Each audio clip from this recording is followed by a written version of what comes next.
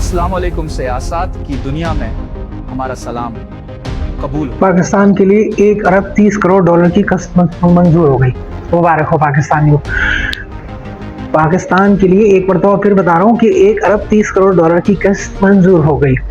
ये मैं नहीं कह रहा, ये शहबाज शरीफ हर बार कहते हैं। जब भी वो जाते हैं और कशकोल भर कर लाते हैं कर्जे से, तो उस वक्त वो पाकिस्तानी कौम को मुबारकबाद की सदा सुनाई देती है कि शहबाज शरीफ कहते हैं कि मुबारक हो, हमारा कर्जा मजबूत मंजूर हो गया। मुस्लिम लीग नून की हुकूमत हो या पीपल पार्टी की हुकूमत हो, पाकिस्तान में सियासत एक ऐसा काम करती है कि पाकिस्तानी अवाम मुसलसल उसके नीचे दबी जाती रहती है।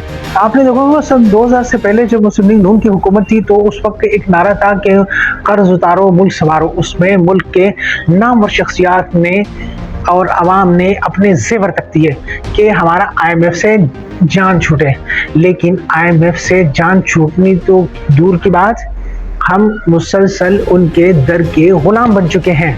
पाकिस्तान में मुस्लिम लीग नून की हुकूमत वैसे तो बहुत नारे लगाती रहती है कि हम पाकिस्तान की तकदीर बदलने जा रहे हैं, हम वो वाहिद पार्टी हैं जो पाकिस्तान में एक नया सिस्टम, एक नई चीज़ लेकर आएंगे और ये होगा और वो होगा।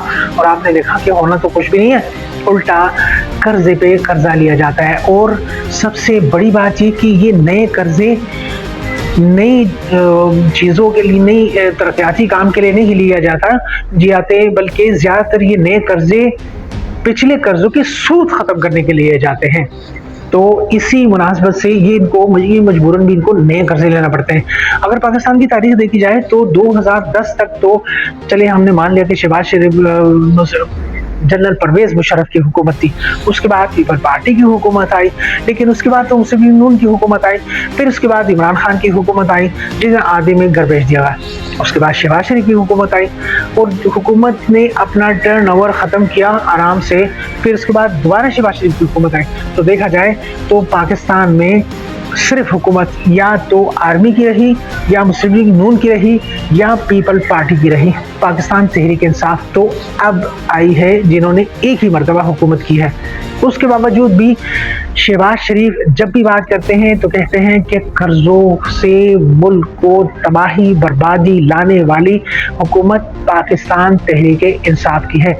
और इंसाफ की बात यह है कि ये तमाम कर्जे मुस्लिम लीग नून ने लिए हैं और पाकिस्तान तहरीक इंसाफ ने तो मजबूरन लिए हैं क्योंकि पहली मरतबा हुकूमत आई। हमारे किसी पार्टी से कोई लेना देना तो है नहीं, लेकिन हकीकत हाल ये है कि नवाज शरीफ की हुकूमत थी 2016 में, उसकी हुकूमत ख़त्म होने के बाद 2018-19 में मुस्लिम लीग पाकिस्तान तहरीक इंसाफ की हुकूमत आई और उनकी हुकूमत को 5 साल चलने ही नहीं दिया गया। उसके बाद शहबाज शरीफ की हुकूमत आई और वो ख़त्म हुई, अब दोबारा शहबाज शरीफ की हुकूमत है। तो इस दौरानी में अगर सोचा जाए तो पाकिस्तान तहरीक इंसाफ ने तो पाकिस्तान के लिए इतना कर्जा नहीं लिया जितना कर्जा इन दूसरे जमहूरी इदारों ने लिया, जो कि ये आवाज़ लगाते रहते हैं कि हम पुराने लोग हैं, हमारे पास एक्सपीरियंस है, हमारे पास ऐसी टीम है जो पाकिस्तान की तकदीर बदल देगी।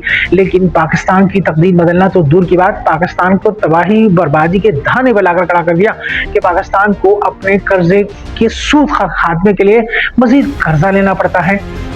पाकिस्तान IMF से कोई पहली मरतबा कर्जा नहीं ले रहा, बल्कि अब तो हमारी आदत हो चुकी है। जैसे मैंने आपको शुरू में बताया कि ये नवाज शरीफ ही थे जिसने पूरे मुल्क से चंदा इकट्ठा किया और कर्ज उतारो मुल्क सवारों के नाम पर और IMF को कर्जा देने की बात की, लेकिन कर्जे से जान उस वक्त भी नहीं छूटी। और इनके ये नारे कि हम एक्सपीरियंसेबल हैं, हमारे पास तजर्बा है, हम मुल्क चला सकते हैं, ये वो पार्टियां हैं, ये वो हुकूमतें हैं जिन्होंने मुल्क का वो बड़ा गर्क कर रखा है कि ये हर साल हर बार और हर हुकूमत आते हैं और IMF से नया कर्जा लेते रहते हैं और फिर आवाम को खुशखबरी भी सुनाते हैं कि मुबारक हो कि हमें कर्जा मिल गया। और इसके साथ साथ ट्रांसपेरेंसी इंटरनेशनल ने ये बात की है कि मुल्क में शफाफियत बढ़ गई है और करप्शन में कमी आई है।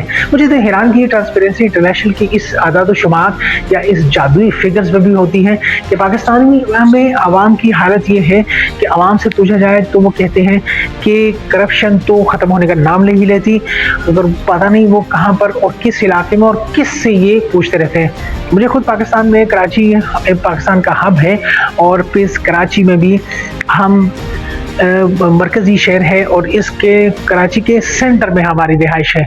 हम कराची शहर में रहते हैं। हमने आज तक तो कभी ज़िंदगी में नहीं देखा, लेकिन एक मरतबा कि एक शख्स आया और उसने मेरे ऑफिस में मुझसे काफ़ी लंबी इंटरव्यू किया और आखिर में मैंने तंग आकर मैंने कहा कि क्या आपने पूरे इलाके का सर्वे मुझसे ही करवाना है? तो वो कहने लगा नहीं, ये हमारी मजबूरी है। मैंने 1 घंटा से ज़्यादा हो गया और एक फॉर्म फिल नहीं हो रहा। हम तो देखते हैं कि बस हाँ और ना वाला सवाल, लेकिन या तो पूरी किताब से लेकर बैठ गया, मुझसे पूरे मुल्क का सवाल पूछा जा रहा है।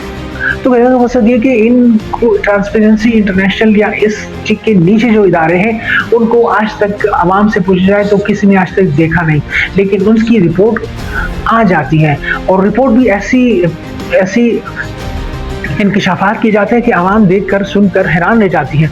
पाकिस्तान में करप्शन की इंतहा है। आप किसी भी इदारे में जाएं, हत्ता कि ज़कात के इदारे में, जी हाँ, आप पाकिस्तान बैतुल माल के इदारे में जाएं और वहाँ से आप ज़कात के लिए दरख्वास्त दें। आपको ज़कात लेने से पहले रिश्वत देना पड़ेगी। अगर आप रिश्वत नहीं देंगे तो आपको ज़कात का पैसा भी नहीं मिल सकता, आपके मरीज़ का इलाज नहीं हो सकता।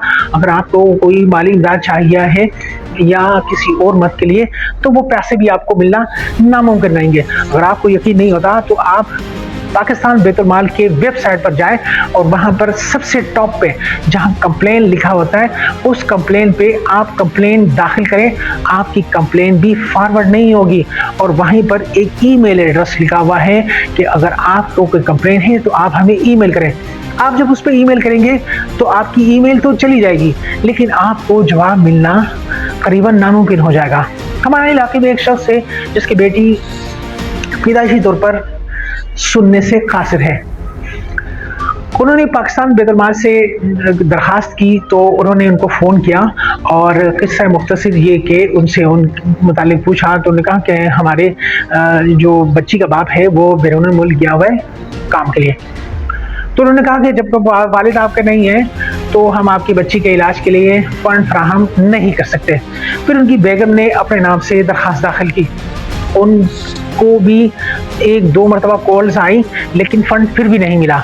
जब उन्होंने पाकिस्तान बैतुल माल के कराची में डायरेक्टर से रब्ता किया तो डायरेक्टर साहब से जवाब मिला कि आप हमें अकाउंट में इतनी रकम जमा करा दें ताकि हम आपका केस स्विफ्ट तौर पर आगे बढ़ा सके।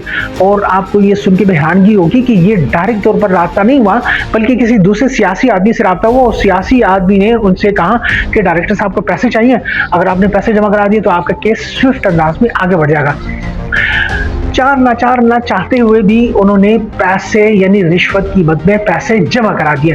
पैसे जमा कराने के बाद जब उनसे मालूमात ली गई कि हमारे केस का क्या बना तो ये अफसोसनाक खबर बिजली की तरह उन पर टूट पड़ी कि डायरेक्टर साहब का तबादला हो चुका है। यानी आपके रिश्वत की मद में दिए गए पैसे ज़कात लेने के लिए अब वो डूब चुके हैं क्योंकि डायरेक्टर साहब का तबादला हो चुका है। और ट्रांसपेरेंसी इंटरनेशनल कहती है कि रिश्वत का रेशो कम हो गया है और शफाफियत बढ़ गई है। तो मुझे तो हैरानगी होती है कि ये पता नहीं कहाँ से ये रिपोर्टें लेकर आते हैं। पाकिस्तान में प्रैक्टिकली अगर किसी से रब्ता किया जाए, बात की जाए तो वहाँ धाड़े मार मार कर रोती रहती है कि हमारे तो यहाँ पर कोई सुनवाई नहीं होती। और आप कहते हैं कि शफाफियत बढ़ गई है और करप्शन ख़त्म हो रही है या शफाफियत करप्शन कम हो रही है।